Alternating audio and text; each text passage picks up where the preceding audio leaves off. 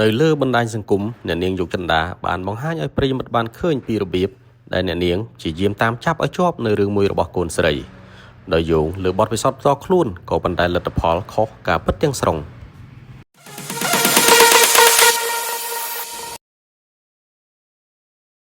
តាមរយៈវីដេអូជាង4នាទីម្ដាយនិងកូនក្រមុំដែលកំពុងតែធំពេញរូបពេញរាងបានជជែកឆ្លងឆ្លើយគ្នាយ៉ាងស្វិតស្វាញ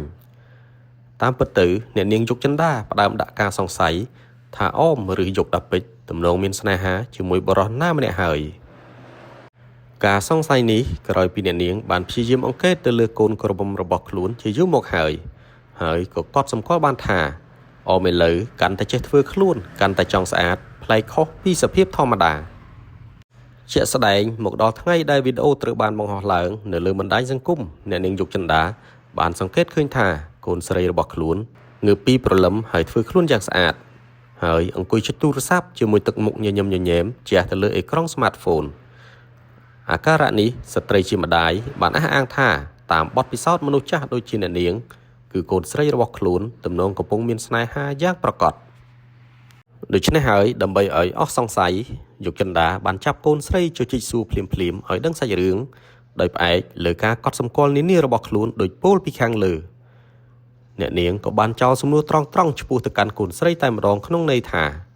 អមកំពុងមានស្នេហាពិតមែនដែរទេប្រទះនឹងសំណួរដ៏រសើបនេះយុវតីហាក់បង្ហាញនូវការអឹមអៀនខ្លះដែរក៏ប៉ុន្តែមិនគ្រប់គ្រាន់ឲ្យរូបគេបោះបង់ការឆ្លើយតបទៅម្ដាយជាមួយសម្ដីយ៉ាងស្រទន់នោះទេអមបានតបទៅម្ដាយជាមួយនឹងប្រយោគបដិសេធថានាងមិនទាន់មានស្នេហាឬសង្សារនោះទេក៏ប៉ុន្តែអ្នកម្ដាយនៅតែអះអាងពីភាពខ្វះភាពជឿជាក់របស់ខ្លួនទៅលើកូនស្រីហើយក៏សង្ខេញសួរកូនស្រីបន្តទៀតអ្នកនាងយុគចិន្តាបានចោទសួរថាមើលប្រាប់ម៉ាក់តាមត្រង់មើលរាល់ថ្ងៃហ្នឹងមានអ្នកលួចស្រឡាញ់កូនដែរអត់តបនឹងសំណួរនេះអមលើកឡើងថានាងមិនដឹងឡើយថាមាននរណាម្នាក់លួចស្រឡាញ់នាងឬអត់នោះទេក្នុងកាយវិការទន់ភ្លន់ផ្សំនឹងទឹកមុខអឹមអៀនផងអមថ្លែងថាអ្នកណាដឹងម៉ែបើគេលួចស្រឡាញ់ក៏គេមិនហ៊ានប្រាប់យើងដែរយ៉ាងនេះក្តីអ្នកនាងយុគចិន្តានៅតែសង្កត់សំណួរទៀតថាមានសង្សារឬអត់ដែលឡែកយុវតីអមនៅតែរក្សាចម្លើយដូចមុនក្នុងទម្រង់ប្រកាសប្រជាថានាងមិនទាន់មានស្នេហានោះឡើយហើយប្រសិនបើនាងមានសង្សារពិតមែននោះមិនមានហេតុផលអ្វីដែលនាងត្រូវលាក់អ្នកម្ដាយនោះទេអមបានបន្តថាប្រសិនបើម្ដាយមិនជឿខ្លួនមិត្តភ័ក្តិជិតស្និទ្ធរបស់នាងនានាអាចធ្វើជាសាក្សីបានយុវតីបានបន្តទៀតត្រង់ចំណុចដែលអ្នកម្ដាយសម្គាល់ថានាងប្លែកចេះធ្វើខ្លួននិងតែងតែញញឹមដាក់អេក្រង់ទូរស័ព្ទនោះ